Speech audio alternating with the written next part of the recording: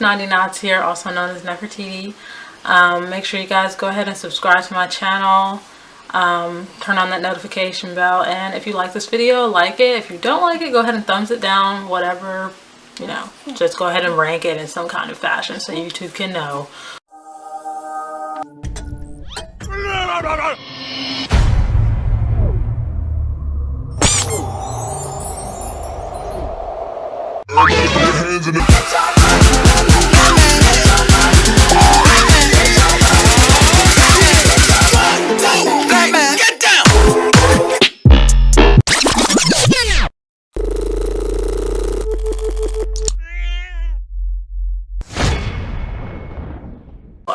In this video, I want to go ahead and basically give like a postpartum update. I haven't done I don't even know what to call it, like just explaining what my birth was like, and I'm just kind of not ready to do that yet because I want to do that with my boyfriend, and you know, just have that video be a little bit more long and more extensive. Right now I just want to kind of go ahead and talk a little bit about postpartum and what I've been experiencing, because right now I am 4 months postpartum. So I just want to kind of run down like the different things that you would need postpartum and to kind of like get you ready for being postpartum. Immediately after birth, there's going to be two things that's going to need to happen. Your placenta is going to need to come out, and you can either get that to happen by massaging your uterus in a very vigorous manner, or you can, sometimes it will just happen naturally. You don't even have to do a massage. It will just come out naturally, the placenta. I drank basil tea. I had basil tea, I won't say brewing, but it was basically like infusing for a few days before my birth. So it was pretty strong. Yeah, you're gonna need some basil tea, or you go ahead and just massage that area naturally. The midwives will massage that area, your partner or yourself, you can do it, to just go ahead and like bring the placenta down. So what you're gonna need is heavy duty pads, no tampons, no menstrual cups, okay? No tampons, I don't even care if they're natural, no menstrual cups, okay? You're gonna need some sanitary napkins, you're gonna need some pads. My tip would be to go ahead and get some natural sanitary napkins. If you can't afford those, you can get medical grade sanitary napkins from Amazon.com, and I'm going to link that below in this video so that you guys can see directly where to go to get those, because those are really good. I use those and those worked for me. Another thing that you're going to need is some what do they call it? Briefs. I think they're like high-waisted brief underwear for women, and I got the color white because that's just like the purest color. You don't have to get white, you can get any color you like. I just prefer to get white. And those are just going to be your postpartum panties, just plain and simple. Those are going to be your underwear for your postpartum period, because you don't want to use something that is going to get, you don't want to use something that's basically going to be uncomfortable. You want coverage at this point. Some women even wear diapers, like adult diapers. I did not wear an adult diaper because I was a little iffy on how that would work. It just sounded messy to me. So I decided not to go with no adult diaper. I just couldn't see myself wearing no damn adult diaper. I just couldn't. So I just opted for some white panties and some really heavy duty sanitary napkins. So the next thing that you're going to need is a peri bottle. You can buy this from the dollar store, or you can buy an actual peri bottle. You're just going to need a, I'm going to put it here. You're just going to need a little, either a spray bottle or a bottle that has the top of like a lotion bottle for you to just kind of squirt the water onto your, I don't even know if I can say that word on YouTube anymore, onto the area, you know, that is sore. So what I did was, you can make your own little mixture, or you can just use like lukewarm water to squirt down there each and every time you go to the bathroom, so that you don't have to wipe with toilet paper, because that is the most awful feeling. So do not use toilet paper. You can spritz with the spray bottle and then use the toilet paper to pat the area dry. Even that might be too much for some people after going through a childbirth experience, because sometimes people can tear a little bit. So even the padding might just be too much. But that's one thing that's very important, is a peri bottle. The next thing that is very important as well is a gel ice pack. You can get those off of Amazon. You can get them from Walmart, if I'm not mistaken. You're going to want to get the ones that are gel-like and don't get hard when you put them in the freezer. And you're going to want to use that when you're sitting on a rocking chair rocking your baby. You can put it on the chair and then place a folded towel over it to sit down, so that the area gets some relief and it feels cool down there. The cool feeling on the stinging or the irritation feeling really does help. And you can sit on that throughout the night. You know, I used to use that a lot after having my son. So raspberry tea, a lot of herbs. There's a plethora of herbs, like so many that I can't even remember the names. I'm just going to try and shout out some ones to you that are really good for postpartum healing and for regulating hormones. Postpartum herbs. So I don't have to just go off the dome and just try and explain to you guys the ones that are helpful for regulating hormones. And that is chamomile. So I got myself the loose tea chamomile from the farmer's market. Hibiscus, I got that from the farmer's market. Rose petals, I got it from the farmer's market. Lavender, rose hips, and lemon balm leaf. So those are all, you can make a tea out of that. You can brew all of those ones that I just named and make a tea out of that. For delayed placenta, I got all of this off of like this mommy blog. I'm going to try and find it and link it below, because she has a lot of recipes on there for postpartum herbal teas that you can make yourself. So a delayed placenta, like to try and bring the placenta down, is you can use raspberry, excuse me, not raspberry. Yeah, you can use raspberry leaf, or you can use basil leaf like I told you earlier. Also, you can use nettle. And you can find those teas that I just mentioned either loose or in a tea bag at your local farmer's market, at your local health food store. I would more so recommend you get a loose tea bag, because that's more potent than getting it in the bag.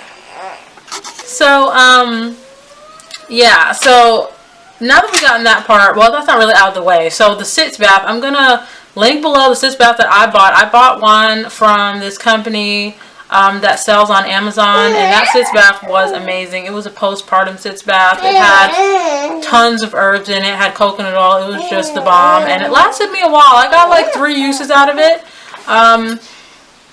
If I was you, I would buy 2 of those though, because one is not enough. One is not enough. You're gonna need 2. So once you run out of the sitz bath that is already pre-made for you, it's easier, especially after just having a newborn, and once your bleeding has basically lessened up, you can go ahead and use that. Once your sitz bath runs out though, there are mixtures that you can make yourself to go ahead and soak in. So I'm going to go ahead and read those off to you, the herbs that you would need for that. So we got aloe vera leaf, we got plantain flower, we got calendula, comfrey, burdock, violet flower leaf, yarrow flower, lady's mantle flower leaf, and lemon balm. Okay. The other one here we have is myrrh gum, garlic cloves, salt, and shepherd's purse. All of those herbs can be used in conjunction with each other. You don't necessarily have to have all of those herbs to do the soak. If you have 3 of those, that's cool. Go ahead and do it. Boom. If you got 4, do it. Boom. You're good. You see what I mean? So you can mix and match. I'm going to leave those herbs below in the comment box. Not in the comment box, in the... Okay, you guys, I'm back. I had to go change a little duty diaper. So yeah, those are all the herbs that are going to help you regulate your hormones so that you're not really dealing with postpartum depression. Baby blues the chance of you getting baby blues, you know, goes down. And of course, I'm not a medical doctor or nothing like that, but this is just from my personal experience and the experience of other natural mothers who've, you know, said that they've had a significant difference when taking these herbs, and I definitely did. I made myself an enormous jug of this same blend that I just told you guys, the hibiscus, the rose, the chamomile, the rose hips, and the raspberry tea and nettle, and I had a very I had a better, smoother transition into postpartum versus if I didn't take these. Okay, so it really does make a difference. I recommend them, and if you guys want to see where I got this blend from, I'm going to go ahead and link those blogs below. It's one blog from this midwife.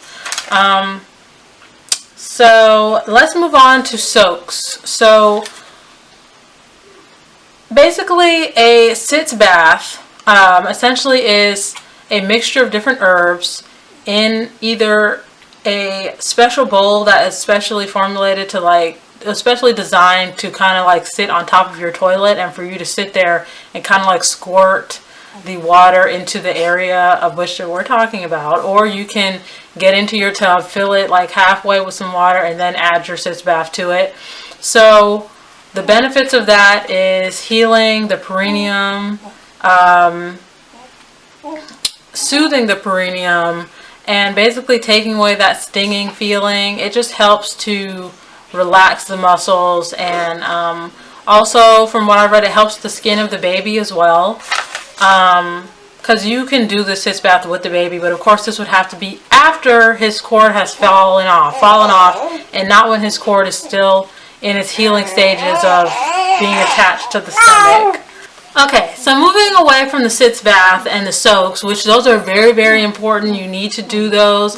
I know it's hard to find time after having a baby to do those, but if you have a mother, if you have a father, if you have a sister, if you have a brother, if you have a partner, a man, whatever, and they're willing to come over and at least sit with the baby after you've fed the baby, or if you're using formula and they're willing to sit there and feed the baby, or at least change the diaper so that you can get in at least 20 minutes of time soaking, that would be amazing. Find some help from somewhere to be able to do that. And if your baby is as wonderful as my oldest son, because that boy would sit in his little chair and let you bathe with no problem, you can try it and see if it'll work. Because my oldest son, he would allow me to do soaks when he was a baby. He would chill in the chair and just let me take my bath, get out, cream my skin. He was cool. So every baby is different. You might not even need the help from those people that I just named. It's just that if your child is more like wanting attention and feeling more comfort, definitely opt to find someone to sit with the baby while you do that. If your child is more cool, like my oldest son, he just sat there, he was just chilling, do that. Okay, food. Let's go ahead and tackle food. Now, I'm not a dietitian. I don't want to get all into diets with all the vegan, the pescatarian, the whatever. I'm just going to name off shit that you need, which is vitamins. Okay, vitamins. All right, you're going to be taking your prenatals. Don't stop taking your prenatals just because you had that baby. This is when you need the prenatals the most. Do not do that. Your edges will fall out. Make sure you have your prenatals on hand, like in doubles before you have the baby, so that after you have the baby, you don't have to go to the store and buy more. Trust me, you're not going to want to go to the store. Or like, I just feel like I'm a freaking advocate for Amazon Prime. I don't know. Amazon is just quick. So if you're looking for conveniency, go ahead and turn on the Amazon Prime so that you can get that order of prenatals the next day, versus if you order it from some other place, you're going to be waiting a few days to get them. What I'm trying to tell you is that it's imperative for you to have those prenatals. I'm telling you, you need those. Okay, so we're going to talk about food now.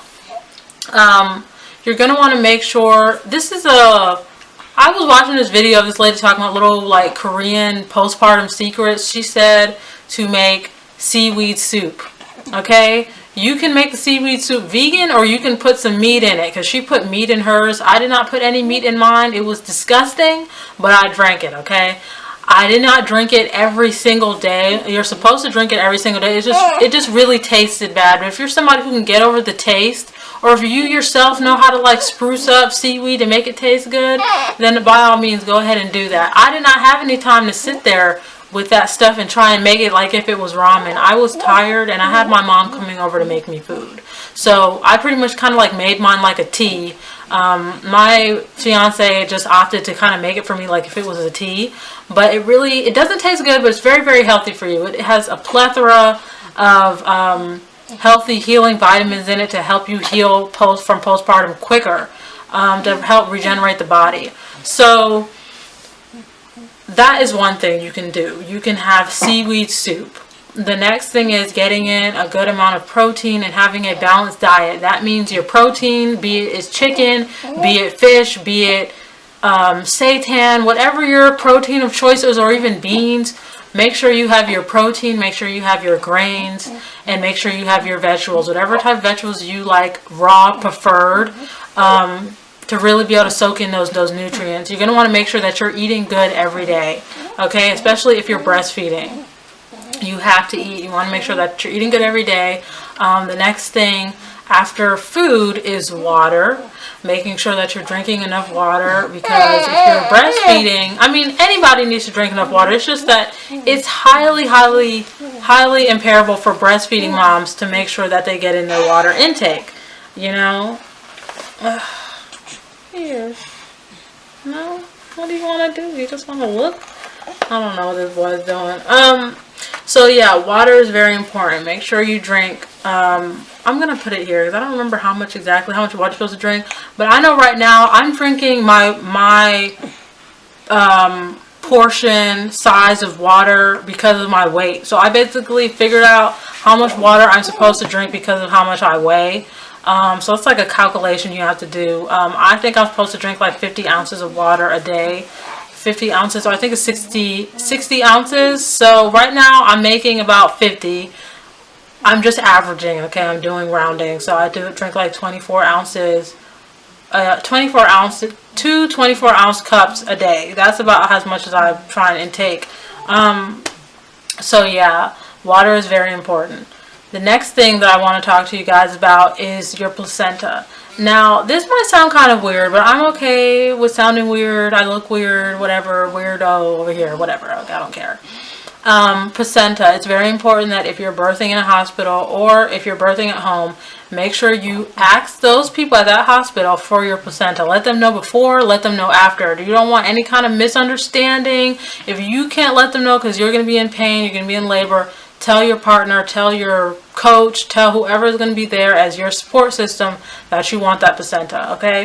If you're birthing at home, there's really no need for me to tell you and nobody's going to, you're just going to have it at your house, okay? Nobody's going to take your placenta and go test on it and shit. Listen, what you can do that would be amazing, and it really helps with postpartum, not experiencing postpartum depression, and a mood regulator, and I would say a stabilizer. I would definitely say a mood stabilizer, okay? Because before I encapsulated my placenta, I was feeling like if I was on the verge of baby blues or just being really emotional in situations that didn't require all of that attitude, basically is what I would say. So encapsulation. I'm going to link some videos below that have encapsulation tutorials. I tried to encapsulate mine, but I kind of fucked it up. But my fiance's, you know, he's just so wonderful. He came in and basically saved the day with that one because I kind of fucked it up. But basically, you're just going to dry out you're going to clean your placenta. You're going to dry it out with different herbs and stuff like that. Pound it down with a mortar and pestle and put them into tablets. That is one version of how you can do it. You can also make a tincture with alcohol, but that has to sit for quite a while before you're able to ingest it. Unlike the capsules that, you know, once you're done with the process, you can just go ahead and digest them with some water. Also, another way you can do it is just eating it raw. You know, of course not like eating it with a fork and a knife. I'm talking about like blending it up with some raspberries, some strawberries, some maple syrup, some almond milk, you know, just like some delicious stuff, some oats, just get it going and drinking it like that. If I had a blender, I would have taken my placenta like that, because that way you're getting the full amount of nutrients. You know, all those nutrients that was being stored in that placenta is going to go back into your body and not get wasted. So it's very important. You know, that is just my thing. If it's not your thing, very well, it's okay, we can agree to disagree, whatever, it's fine. So the next thing that's very important for postpartum moms to do is to wrap up, band up. Okay, I'm going to show you what I mean by that in a second. I'm going to go get my wraps.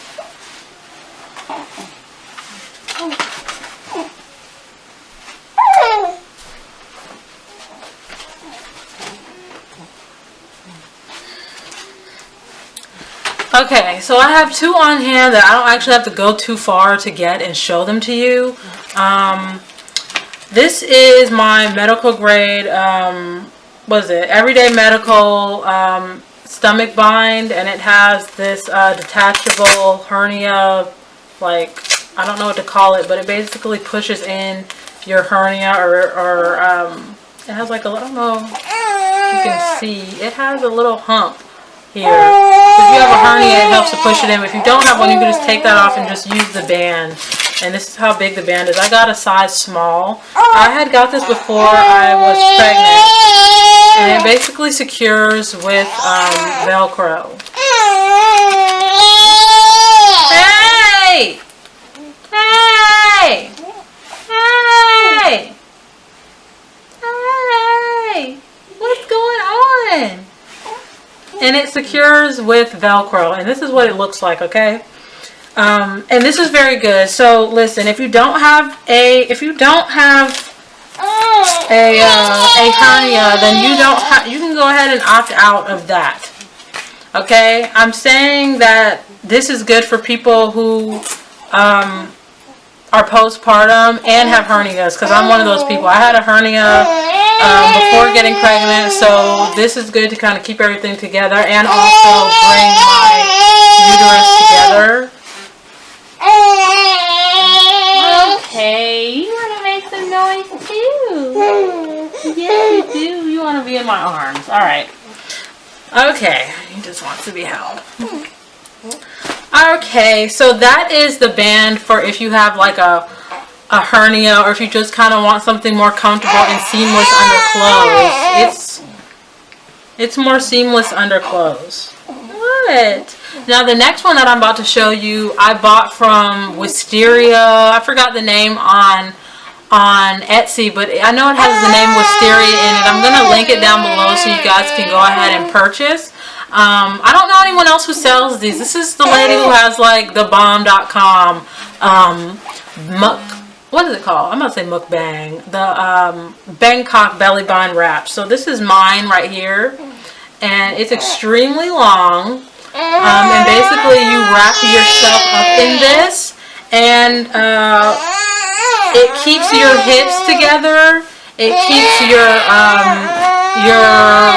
your ribs together. And also your stomach as well. It does a great job on keeping your stomach nice and tight. Okay, and it looks adorable too. It looks like a little dress. That's what it looks like when it's wrapped up. I think I had filmed a video, but I never posted it, of me wrapping myself up with that Bangkok belly bind. But that is definitely a need. You don't have to get, like, that one was pretty expensive. That orange one that I just showed you was $70, but you don't have to buy one that expensive. I just wanted that top flight security one. They have one for $30 and up, from $30 to $70. So you don't have to get the most expensive one. Also, I wouldn't recommend it, but I have a waist trainer. I have not put on that waist trainer yet, and keep in mind I'm 4 months postpartum, and I have not put on that waist trainer because number one, I need some strap extensions.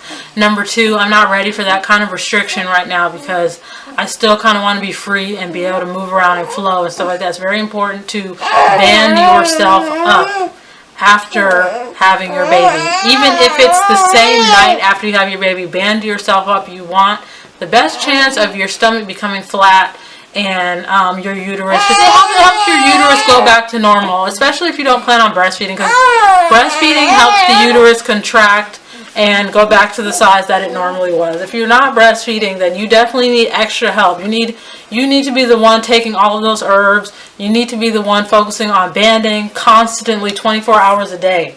Okay? Seriously, if you're not going to breastfeed, you need to be banding yourself. If you don't, it's going to be way more difficult for you to get your uterus back down to a small size. It's going to take longer, you know. Some people might think that this is like not important, but I think it's pretty important. It's to have a regimen down for your hair. Okay, so let's just give some examples. If you're a natural girl like me who's never been to a salon in her life to get her hair done, if you kind of just do everything hands-on with yourself, try and find some time. Like I said before, brother, sister, mother, auntie, cousin, whoever, you know, husband can help you get some you time. Like I said, with the 20-minute sit soak. So if you can get somebody to come over and basically watch over the baby, feed it, and to do like one diaper change, which would probably be about 20 minutes, so that you can go ahead and detangle, rinse, co-wash, whatever, just deal with your hair. I highly recommend it. It's very important that you keep up your hair regimen, because you do not want your hair to fall out, honey, okay? And yes, you're not going to take up a whole day to do your hair like how you normally would. I'm going to make a postpartum hair video on how to deal with your natural hair quickly, efficiently, and still get optimal results.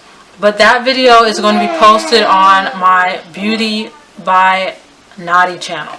That is not going to be posted on this channel, because this channel is more laid back and just kind of like for talking and chilling and making food and shit and just kicking it. That other channel is more so like tutorials and stuff like that. I'm not doing no more tutorials on this channel.